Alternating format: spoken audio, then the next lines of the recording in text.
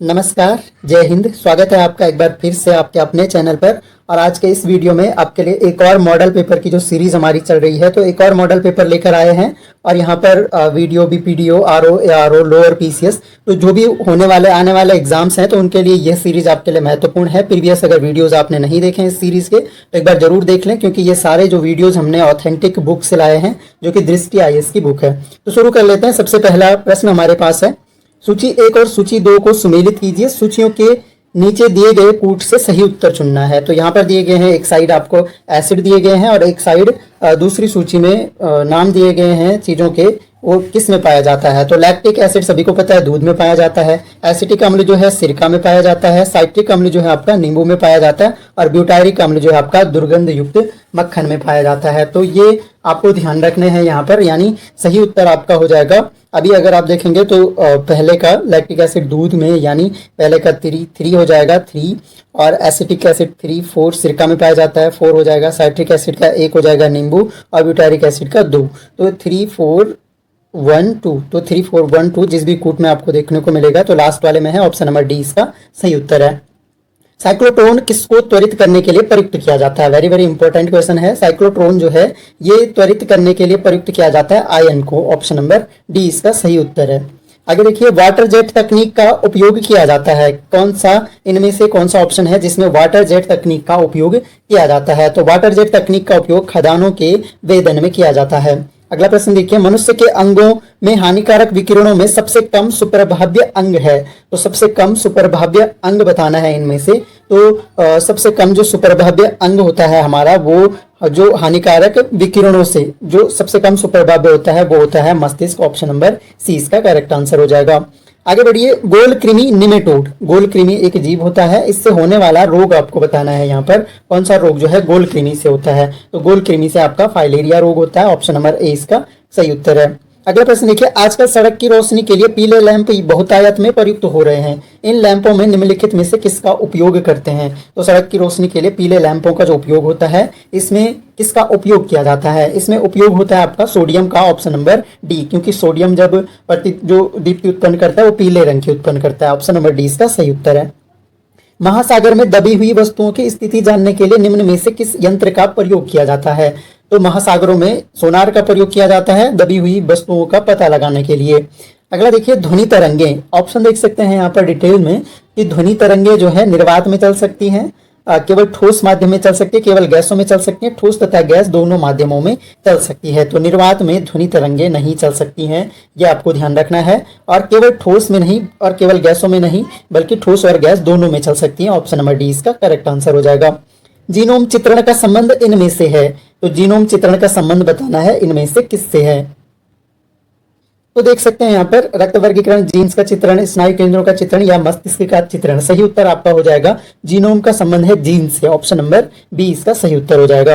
आगे देखिए, सभी जैव यौगिक का अनिवार्य मूल तत्व है। सभी जो जैविक यौगिक होते हैं एक तरह से, उनका अनिवार्य मूल तत्व क्या है? तो इनमें से कार्बन उसका अनिवार्य मूल तत्व है। जो भी यानी बायोलॉजिकल जो यौगिक होंगे उनका मूल तत्व क्या हो गया? कार्बन हो गया। निम्नलिखित में से कौन सा गैस समूह ग्रीन हाउस प्रभाव में योगदान देता है? इनमें से बताना है कि कौन सा जो गैस समूह है जो ग्रीन हाउस प्रभाव में अपना योगदान देता है। तो इनमें से कार्बन डाइऑक्साइड हो गया और मेथेन हो गया। ऑप्शन नंबर डी इसका सही उत्तर हो जाएगा।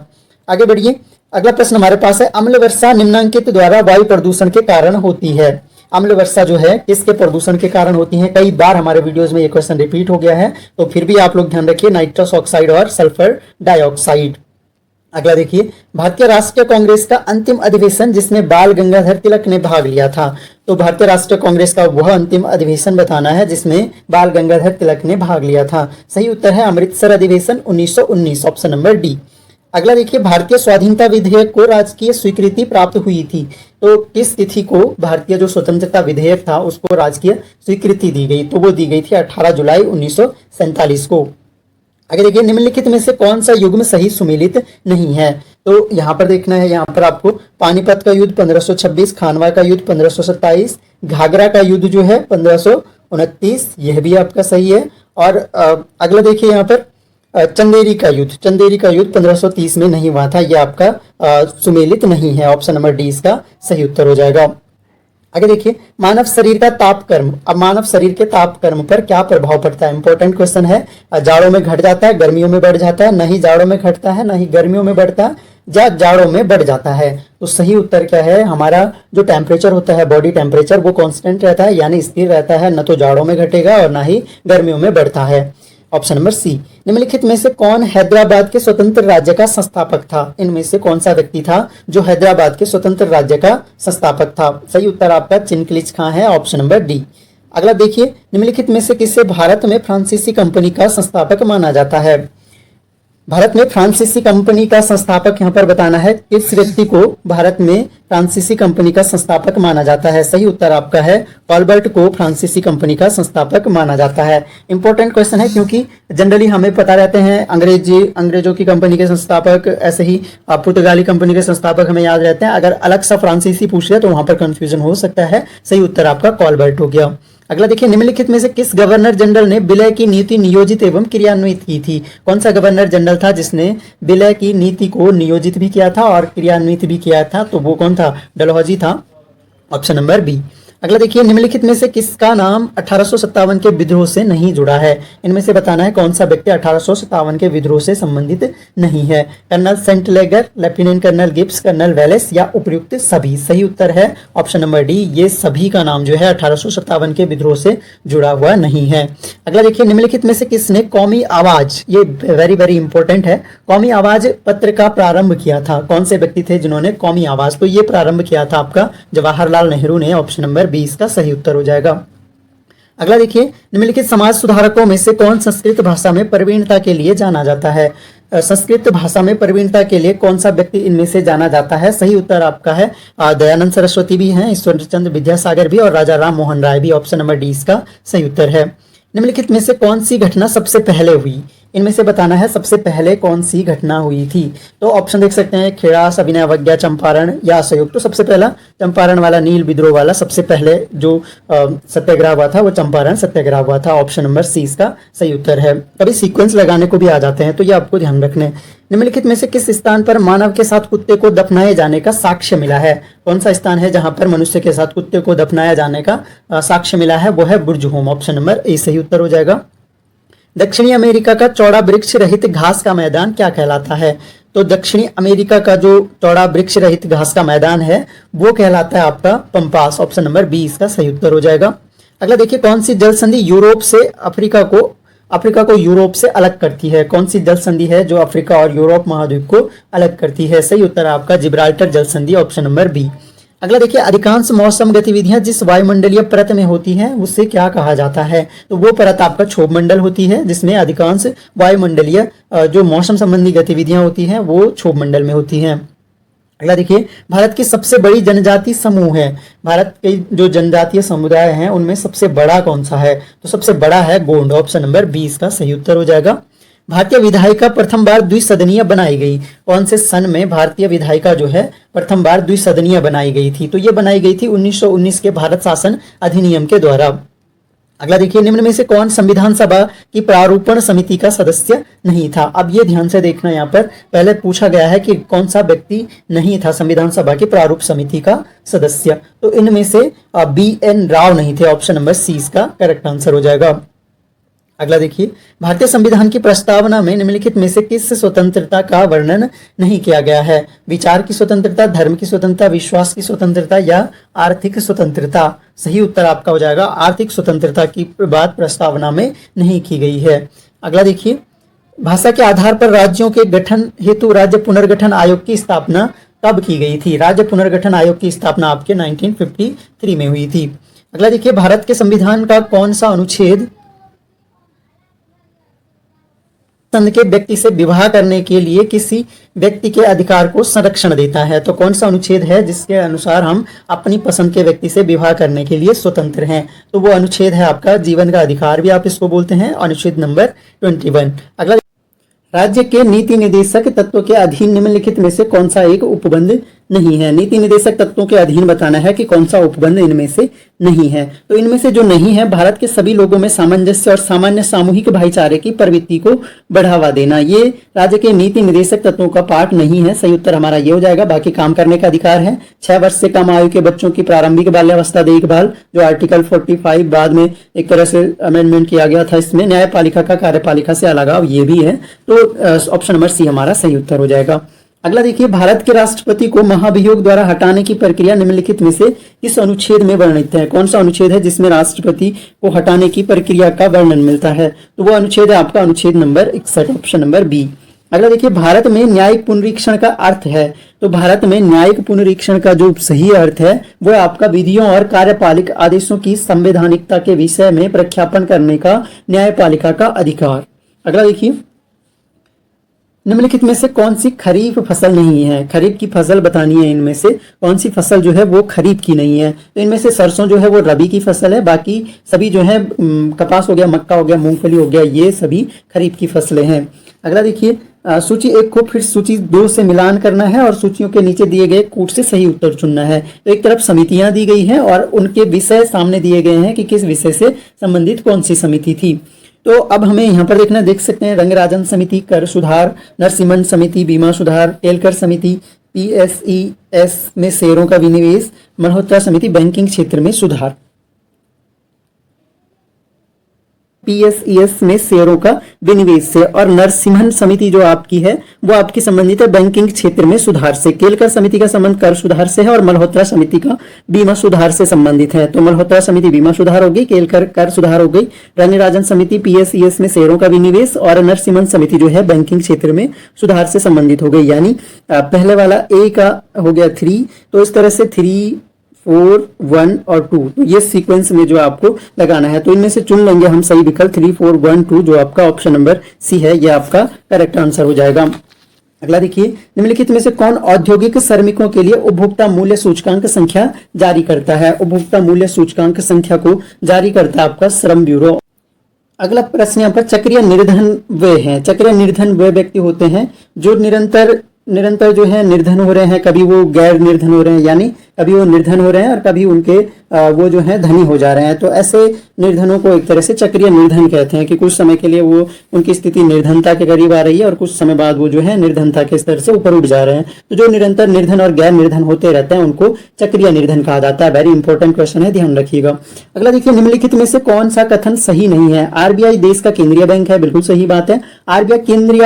RBI जो है केंद्रीय एवं राज्य सरकारों का बैंकर है। RBI देश के विदेशी विनिमय निधि का अभिरक्षक है। RBI की स्थापना 1949 में हुई थी। सही उत्तर आपका है, RBI की स्थापना 1949 में नहीं हुई थी। कब हुई थी, यह आपके लिए आज का क्वेश्चन है। RBI इसकी स्थापना कब हुई थी? कमेंट बॉक्स में जरूर आंसर कीजिए।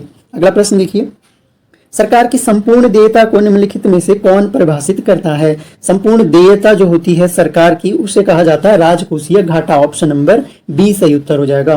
हाल ही में किस देश ने basic plan on ocean policy को अपनाया है? Basic plan on ocean policy ये अपनाई गई है भारत के द्वारा। ऑप्शन नंबर सी इसका सही उत्तर हो जाएगा। प्रोजेक्ट 15B क्लास के भारतीय नौसेना के तीसरे स्वदेशी स्टेल्थ डिस्ट्रॉयर का नाम क्या है? तो स्टेल्थ डिस्ट्रॉयर का नाम बताना है, जो तीसरा स्वदेशी भारतीय नौसेना में अभी 15B क्लास के तहत शामिल किया गया है। तो इनमें से इसका नाम क्या है? तो नाम इसका है INS Imphal. Option number B इसका करेक्ट आंसर है।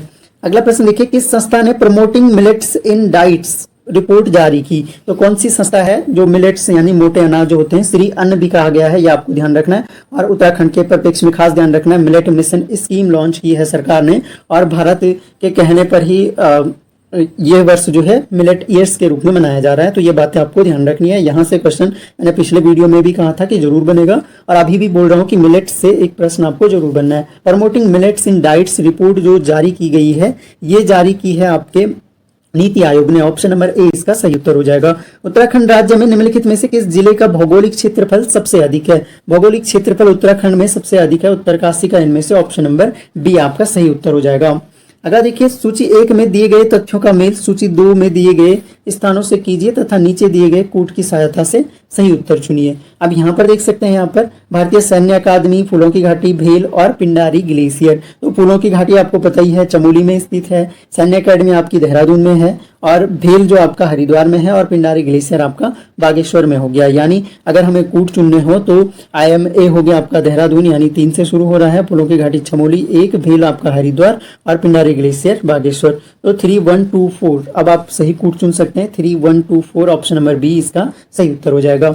अगला देखिए, उत्तराखंड में सर्वाधिक एवं न्यूनतम जनसंख्या 2012 जनगणना वाले जनपद हैं। 2011 की जो जनगणना है उसके हिसाब से बताना है कि कौन से जनपद हैं जिनकी सबसे ज्यादा और सबसे न्यूनतम जनसंख्या है।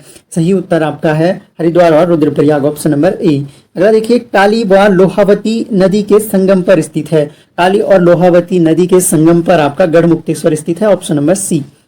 इस आंदोलन का प्रारंभिक नारा हिमपुत्रियों की ललकार, वन नीति बदले सरकार, वन जागे बनवासी जागे था। ये जो नारा था ये था आपका चिपको आंदोलन का बहुत फेमस नारा है ये, हिमपुत्रियों की ललकार, वन नीति बदले सरकार, वन जागे बनवासी जागे।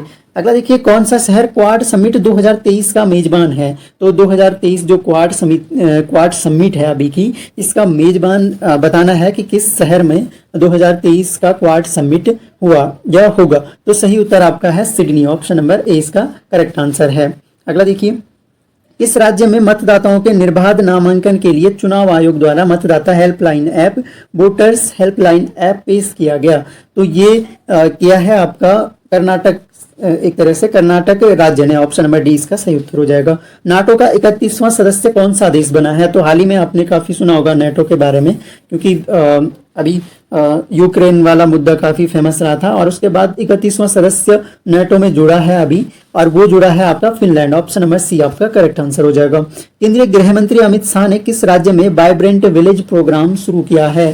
तो वाइब्रेंट विलेज प्रोग्राम ये शुरू किया है गृह मंत्री अमित शाह ने अरुणाचल प्रदेश में, ऑप्शन नंबर बी इसका सही उत्तर हो जाएगा।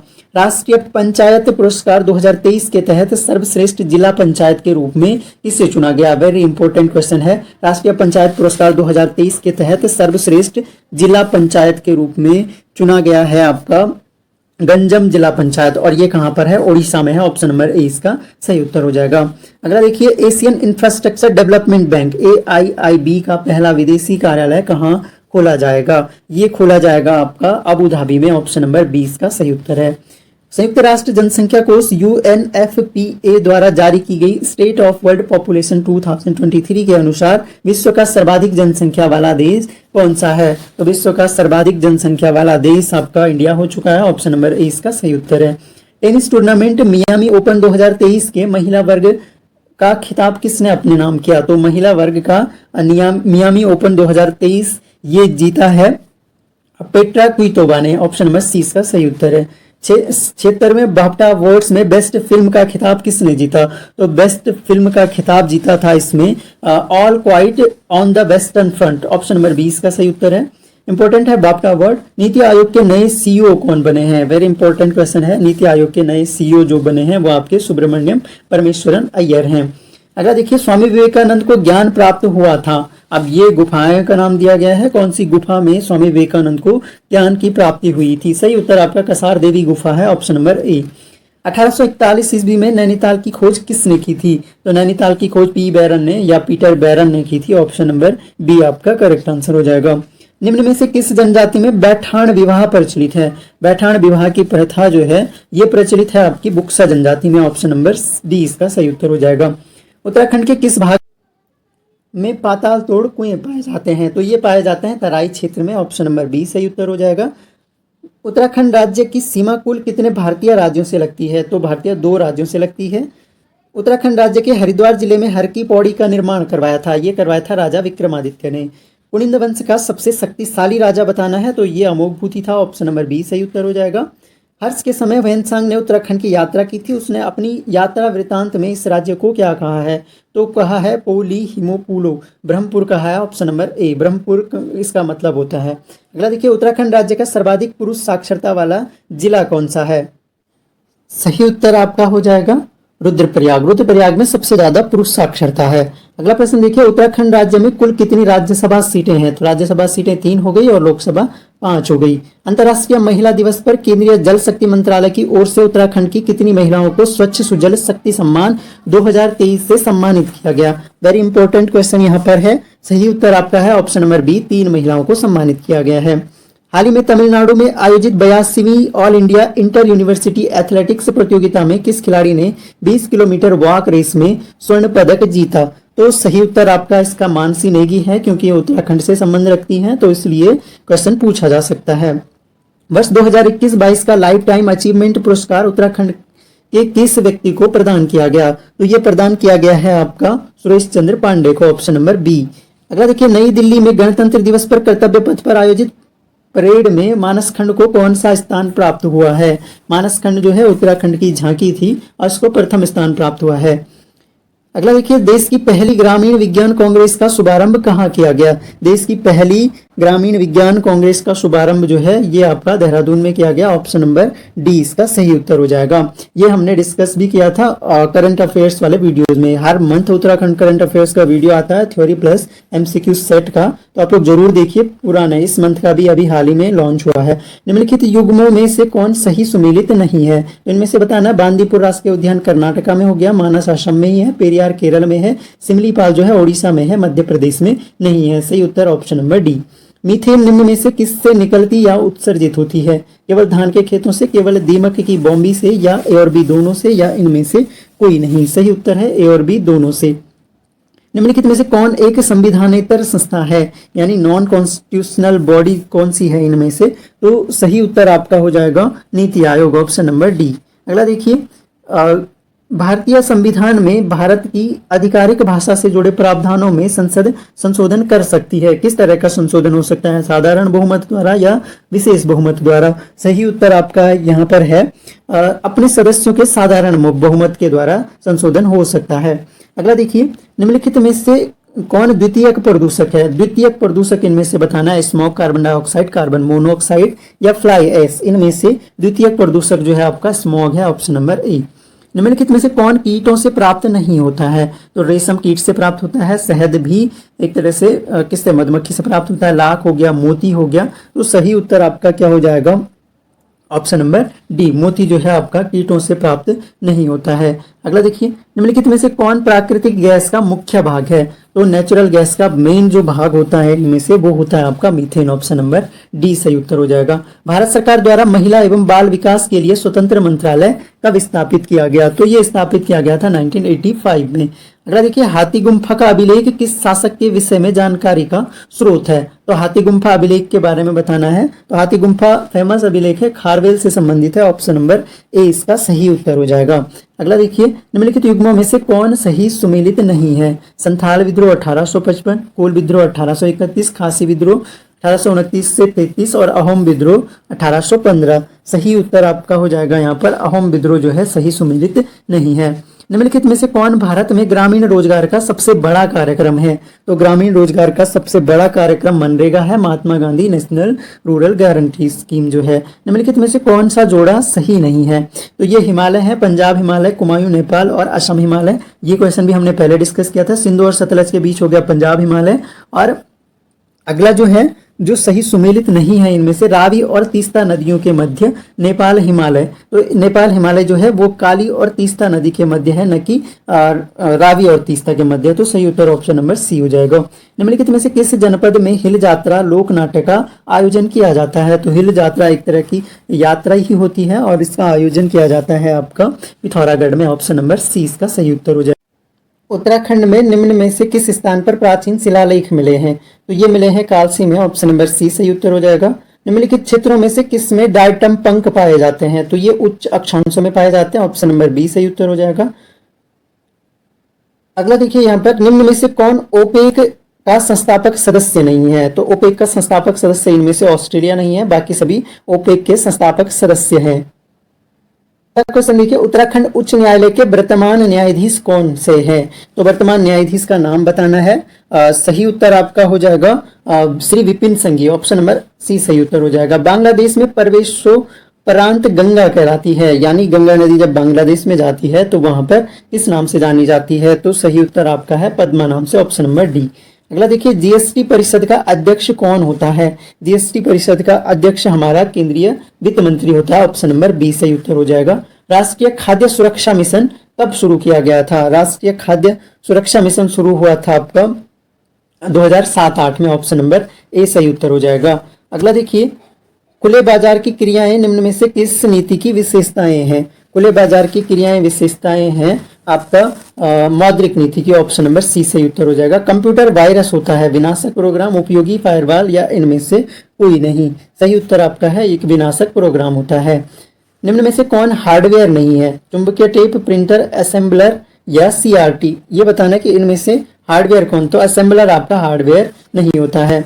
उत्तराखंड राज्य का क्षेत्रफल कितना है? तो 53,483 वर्ग किलोमीटर उत्तराखंड राज्य का क्षेत्रफल हो गया। तो गाइज ये हमने पूरे 100 एमसीक्यू डिस्कस किए, एक मॉडल पेपर डिस्कस किया जो कि दृष्टि की बुक से लिया है हमने। काफ़ी इंपॉर्टेंट क्वेश्चन है और काफ़ी अच्छे लेवल के क्वेश्चन आपको देखने को मिले। तो मैं आशा करता हूँ आपको वीडियो पसंद आया होगा। पसंद आता है तो लाइक शेयर जरूर करें और कमेंट बॉक्स में अपने जरूरी सुझाव या राय, किसी भी तरह का कोई डाउट रहता है तो जरूर पूछें।